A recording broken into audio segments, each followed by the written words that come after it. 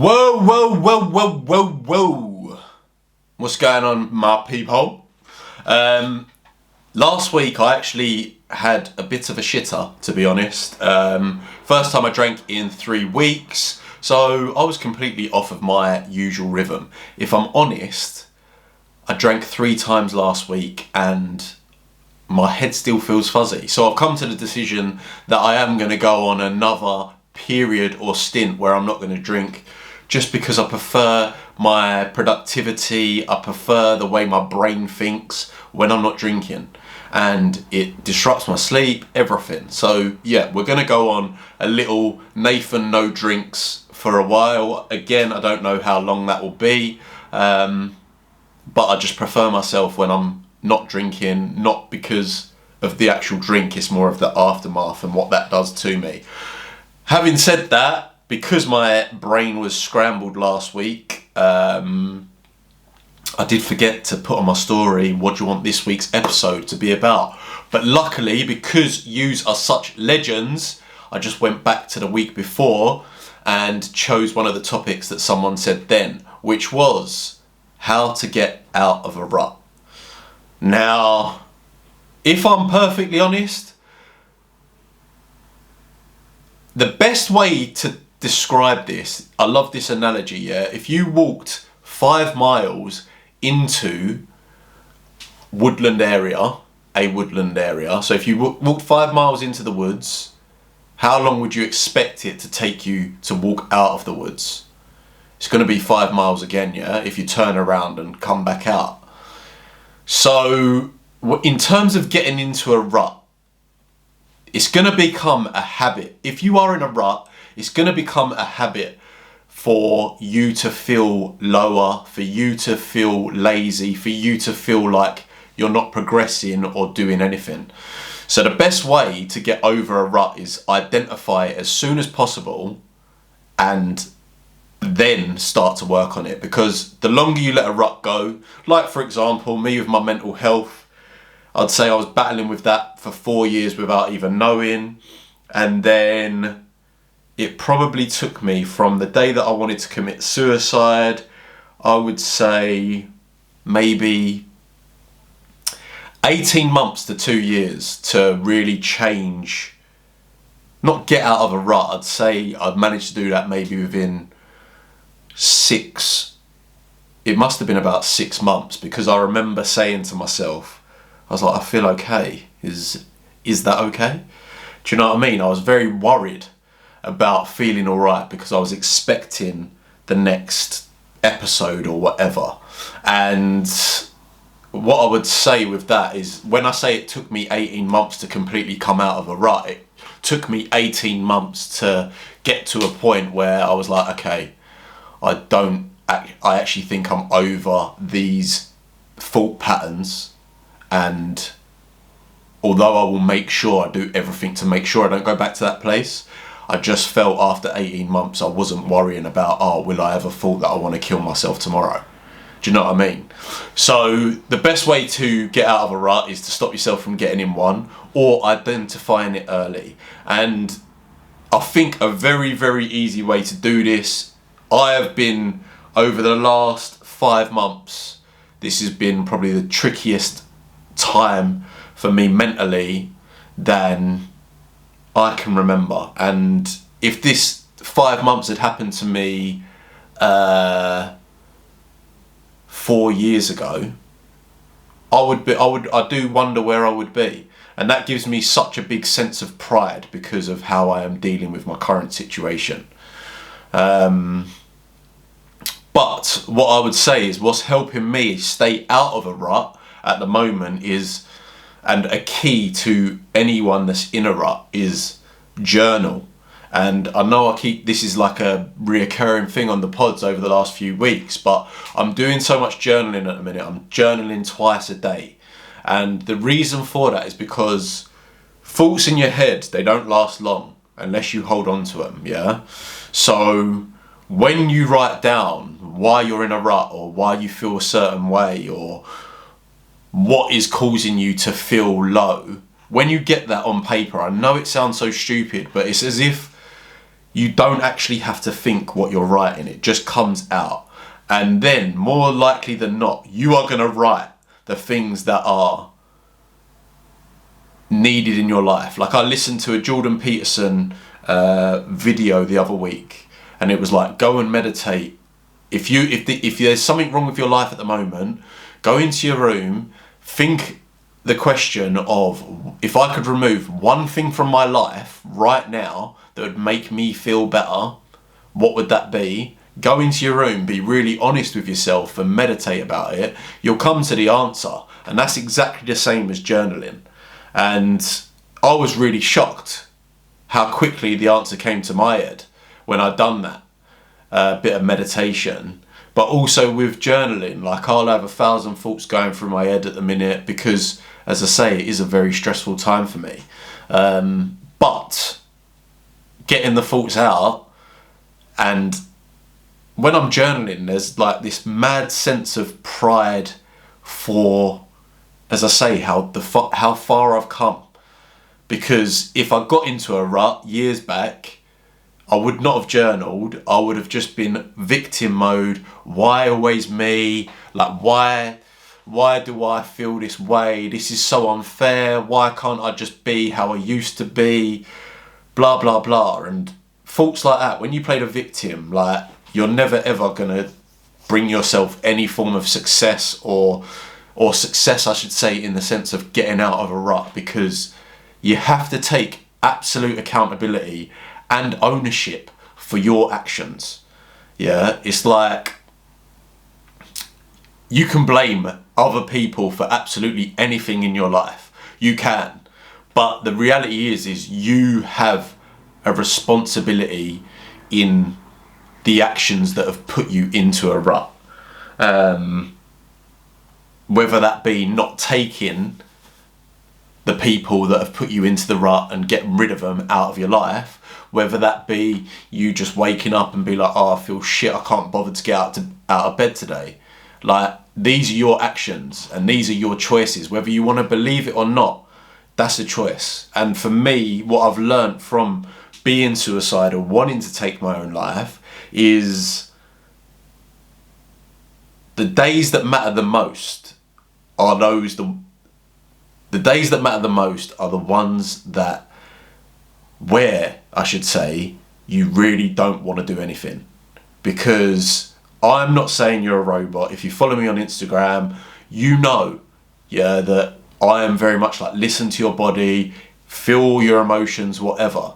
Yeah, it's good to grieve or whatever. If you're in a rut, don't feel sorry for yourself necessarily, but make sure you feel what you feel.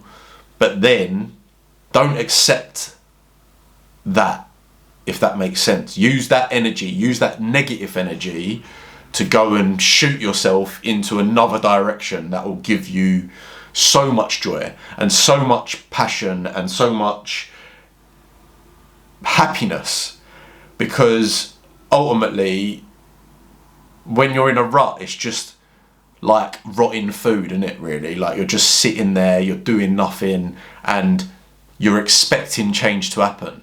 But that's something that never will. Like, you have to go and make change happen. Change is never going to happen to you. Like, I remember when I used to work in London, I used to get into my office every single day, and I would sit there and I'd be like, one day I won't be sitting there. And then I'd go through my normal work day, which compiled of basically watching Conor McGregor videos on YouTube, can't lie. And then I'd be like, oh, well, today it didn't change. Go in the next day. And that would be that. Do you know what I mean? Like, if you're in a rut, you have to be the person that creates the change. Because no one's going to do it for you. And a phrase and a saying that I love that really helped me when I was in my lowest of low, and what I realised at that point was, no one is coming to save you. And that every single part of the journey that I went through, whether that be the day that I wanted to take my own life and I reached out to the one person that I knew suffered with their mental health, that's me taking action. Because if I didn't do that, I wouldn't be here. And then off the back of that, it was counselling. And then off the back of that, it was, okay, let me research mental health, let me study, like the amount of books that I read about your mind and the way you think and all of that. That was a choice, and those were all things that I wasn't doing when I was in a rut and I was really low. They was just things that I was like, I just don't, it's either that or I choose to change. So then I just it was like go time. So everything to do with my mental health was aimed at getting me away from this place and also making sure that I don't go back there. Which is why it would have been very easy for me to, like, when I was in a rut, use these tools to just get myself out of it. But once I felt alright, I could have just been like, oh fuck it, I feel good now. Sit back, relax. But no, that's the time when it's like, okay, I'm gonna solidify and compound these habits to make sure that I don't go back into a rut. And I think when you've been at a big low, you will have triggers and you will have ways of telling that you're gonna get back into a rut. For me, it is I'm not an alcoholic, I don't overdrink.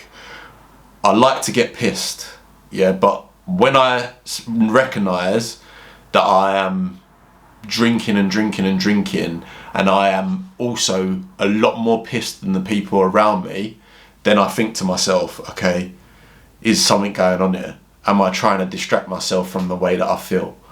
Because when I was in a bad mental health space, I did use drink and drugs to take my mind away from where I was, which was obviously very short-term satisfaction, long-term pain.